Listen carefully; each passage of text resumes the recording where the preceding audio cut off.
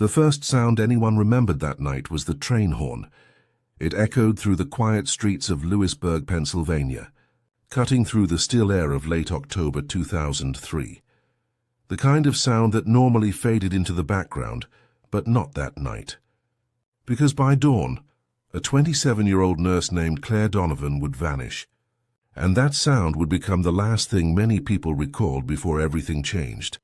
Claire had grown up in Lewisburg, a small college town wrapped around the Susquehanna River. She worked nights at Evangelical Community Hospital, known for her calm hands and warm smile, even when patients were scared. Claire never rushed anyone, her co-worker once said.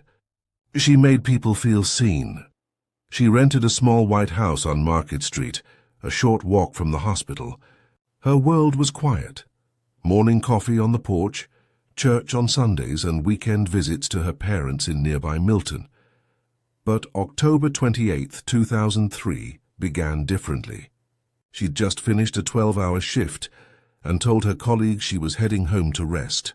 At 7:15 a.m. she clocked out, stepped into the crisp morning air and waved goodbye. She never made it home. When Claire didn't answer her phone that afternoon, no one panicked right away. Her mother, Patricia, assumed she was sleeping off a long shift. But by evening, when she didn't show up for dinner or call back, Patricia drove straight to her daughter's house. The lights were off. The car, a silver Honda Civic, was gone. On the porch, Claire's cat Luna meowed from behind the screen door, hungry and alone. That's when Patricia called 911. Detective Mark Callahan was one of the first on scene. A quiet man with nearly 20 years on the force, he had seen enough to know when something was wrong. Inside the house, nothing seemed disturbed. No signs of a struggle, no broken glass. But on the kitchen counter sat her half-finished mug of coffee, and next to it her hospital ID badge. It looked like she'd planned to come back. The search began that night. Officers drove the roads between the hospital and her house, checking rest areas, gas stations, and the riverbank. Volunteers joined in, their flashlights moving like fireflies through the trees. Her co-workers hung flyers across town with her photo. Long auburn hair, green eyes, wearing scrubs in the picture. The next morning, the car was found abandoned near the railroad tracks outside of town. The driver's door was unlocked. Inside were her purse and cell phone, but not her keys. Her phone had last pinged at 7:26 a.m., less than 15 minutes after she left the hospital parking lot. The car wasn't damaged, no sign of forced entry, and no clear footprints nearby, only a faint scuff mark near the trunk. That detail haunted investigators for years. Detective Callahan suspected abduction from the start. But without witnesses, the case quickly began to cool. There were rumors, truckers passing through, a vagrant seen near the tracks, a jealous ex, but none of it stuck. By winter, posters with Claire's face had faded in the rain. Patricia continued to show up at the police station every week, carrying a notebook full of questions. She refused to let her daughter's name become another forgotten file. "I won't let her be a story people move on from," she told reporters in 2004. Months turned into years. Detective Callahan retired in 2009. But even in retirement, he kept Claire's case file in his study. "You never really let go," he'd later say. "You just wait for science or luck to catch up." The evidence sat in cold storage. Claire's clothing, hairbrush, car items, and a few partial fingerprints from the driver's door. But none of the forensic technology available in 2003 could pull much from it. The DNA recovered was too degraded, too mixed. Patricia, meanwhile, kept her daughter's room just as it had been, the window open slightly, bed made neatly, framed photos of her nursing school graduation. Every year she lit candles on Claire's birthday and prayed that someone, somewhere, would finally tell her what happened. Then, nearly 2 decades later, after silence, frustration, and fading hope, a single phone call would change everything. In 2022, the Pennsylvania State Police Cold Case Division launched a pilot project using advanced DNA extraction and genealogical matching, technology that didn't exist when Claire vanished. It allowed analysts to isolate microscopic traces from evidence once thought useless. Claire's case was chosen as one of the first to be retested. When a lab technician placed the 19-year-old swab from the Honda Civic under the new sequencing scanner, what appeared was a partial male DNA profile, so faint it had escaped previous detection. It wasn't much, but it was enough. The sample was uploaded into a national genealogical database used for solving violent crimes. For months it sat there, bouncing between distant family trees matching fragments of lineages that stretched across states. Then, in early 2023, the system flagged a connection, a partial match to a family line in central Pennsylvania. Detective Carla Ruiz, who'd inherited the case, got the alert on a Wednesday morning. She'd been on the force since 2010, young, persistent, unwilling to let unsolved cases sit untouched. When she saw Claire's name pop up with new DNA activity detected, she froze. It felt like the case was calling back to life, she later said. She contacted the Genealogical Research Unit in Quantico and worked with their analysts to build a family tree from the match. Over the next 6 weeks, they traced the DNA link to a single branch of the family, a man named Eli Barrett, who had lived in Lewisburg briefly in the early 2000s. Barrett had no major criminal record, just a few minor arrests for trespassing and disorderly conduct. He'd moved to Ohio in 2004, 2 months after Claire disappeared. To most people, he was just a name lost in time, but to investigators the timing was too close, the proximity too sharp to ignore. Detective Ruiz requested a covert DNA collection, something modern cold case teams often did quietly. A discarded coffee cup from a gas station trash bin, retrieved by surveillance, was enough. When the lab results came back, the match was undeniable. The DNA from Barrett's cup matched the degraded trace from Claire's car door at a probability of 1 in 6.4 trillion. 19 years after her disappearance, they had a suspect. Detective Ruiz looked at the lab printout in silence. Then she picked up the phone and called Patricia. "Mrs. Donovan," she said, her voice trembling. "We found him." For the first time in nearly 2 decades, Patricia allowed herself to cry, not from grief this time, but from relief. "I always knew," she whispered. "I always knew they'd find him." The next part of the story, what happened when they brought Barrett in, what he said, and how the truth of that October morning finally came out, would shock Pennsylvania and reopen wounds the town thought had long since healed. When investigators approached Eli Barrett's small home in Newark, Ohio in April 2023, the neighborhood was quiet. It was early morning, mist hanging over the yards, a dog barking somewhere down the block. Barrett, now 46, answered the door wearing an oil-stained sweatshirt, confusion flickering across his face when he saw the 2 Pennsylvania State Police officers standing there. They didn't tell him everything right away. Detective Carla Ruiz simply said, "Eli, we'd like to ask you a few questions about a case from 2003. She noticed the slight twitch in his jaw, the pause before he replied. "That was a long time ago," he said. "You sure you got the right guy?" He didn't resist when they brought him in for questioning. But the tone in the room shifted the moment the file folder with Claire Donovan's name hit the table. Ruiz began softly, walking him through the basics, where he'd lived, what he'd done for work. He'd been a handyman, she confirmed, working off and on at small repair shops around Lewisburg before leaving the state. Then she placed a photo of Claire on the table. "Do you remember her?" she asked. Barrett stared at it. His fingers flexed once, then went still. "No," he said. "Never seen her." Ruiz didn't argue. She just nodded and slid another sheet toward him. "The lab report, its numbers cold and final. We found your DNA on her car," she said quietly. "It's not a coincidence." Barrett blinked, his breath quickening. "That's impossible," he muttered. "No, I never touched that car." For nearly 2 hours he denied everything. He leaned back, rubbed his temples, cursed under his breath. But the science didn't waver.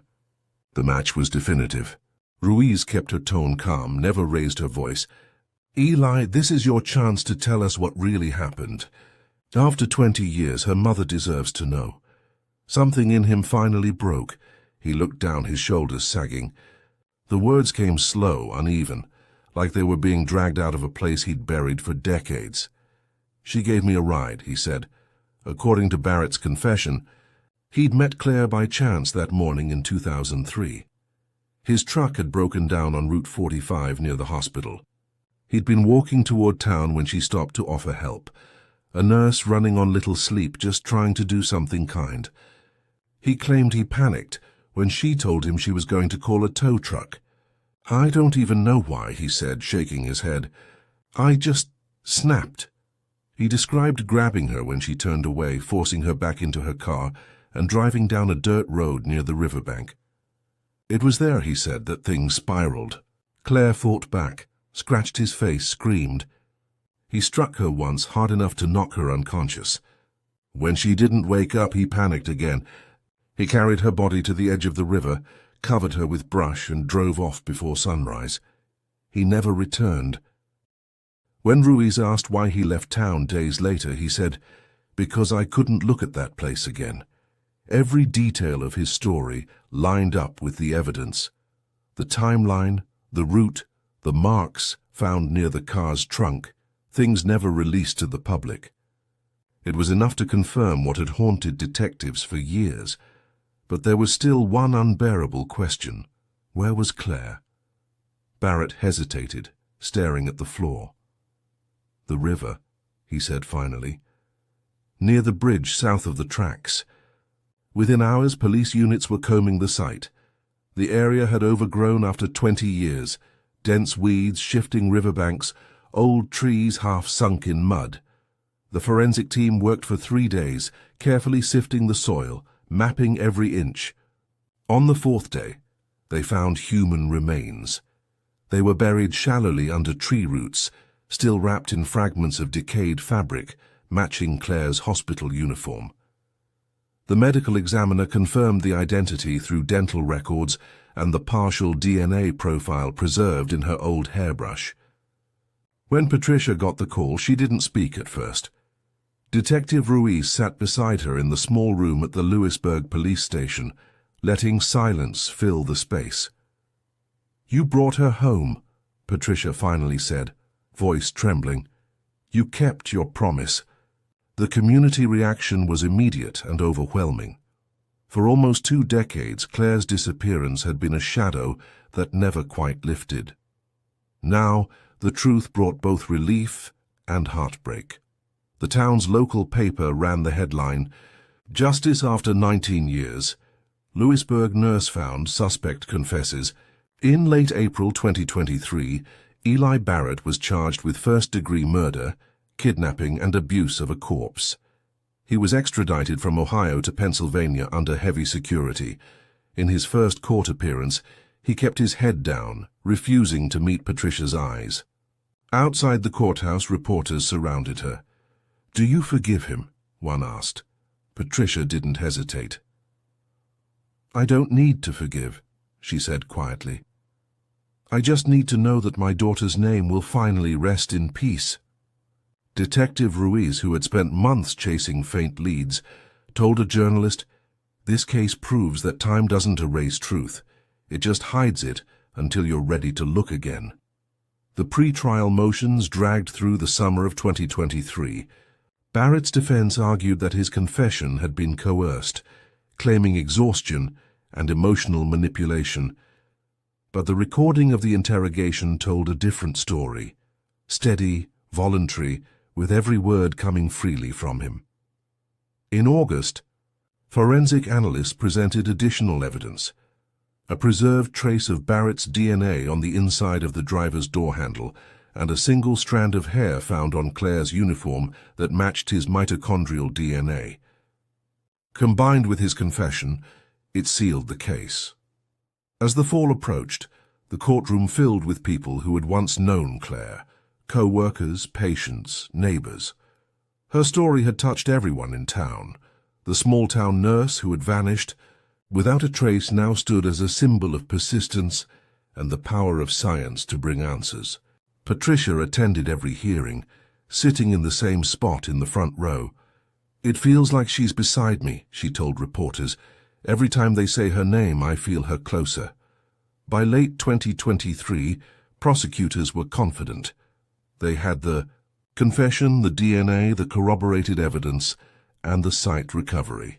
The only thing left was to face him in court.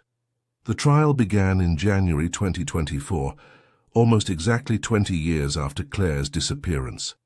Snow fell outside the Union County Courthouse as jurors filed in, their expressions solemn.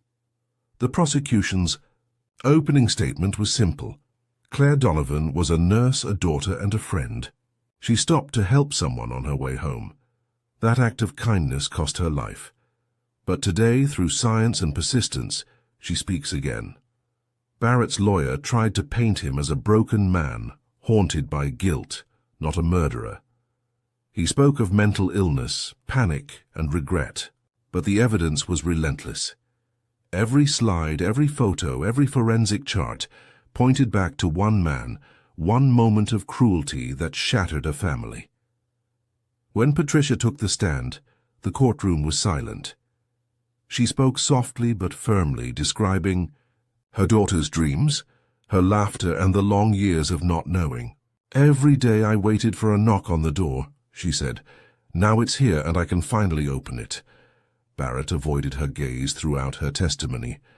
But when the prosecution replayed his taped confession, his composure cracked. The courtroom watched as his own words condemned him, flat, emotionless at first, then breaking down as he whispered, "I didn't mean to kill her."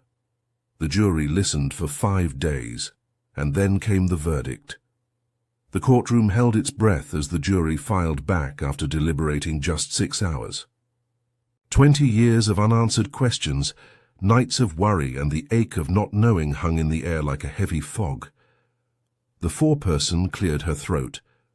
"We, the jury, find the defendant, Eli Barrett, guilty of first-degree murder, kidnapping, and abuse of a corpse." A murmur ran through the room.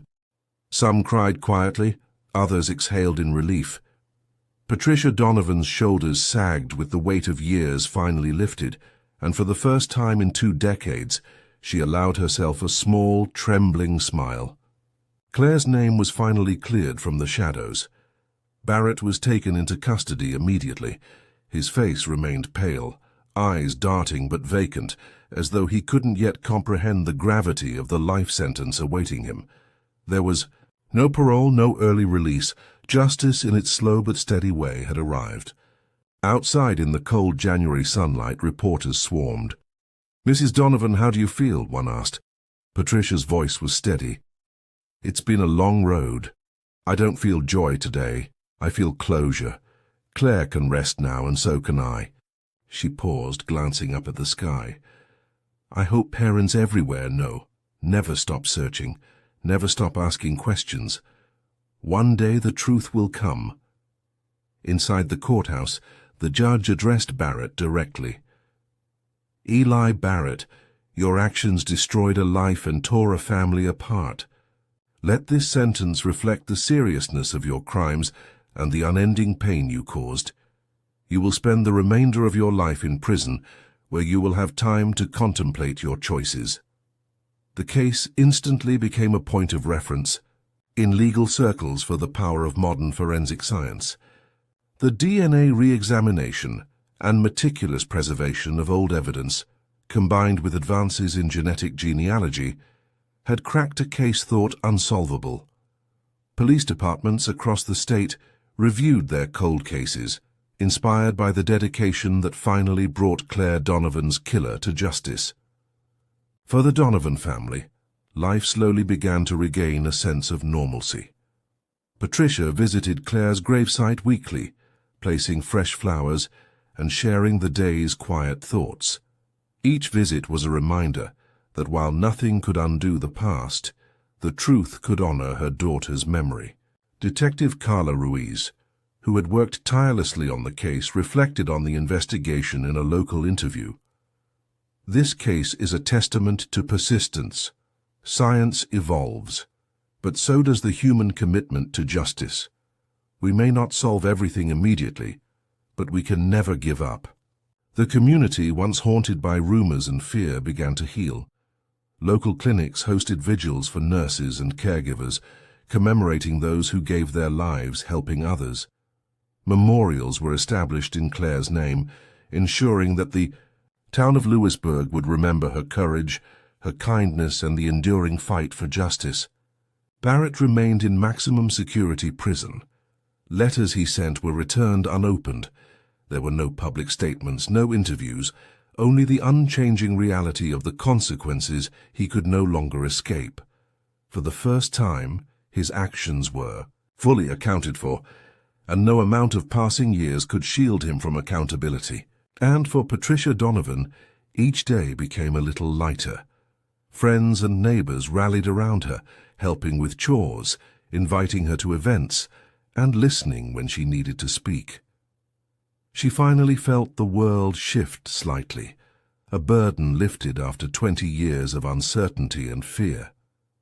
Claire's laughter, once an echo in memory alone, was honored through stories, photos, and the unwavering truth that justice, even delayed, could be achieved.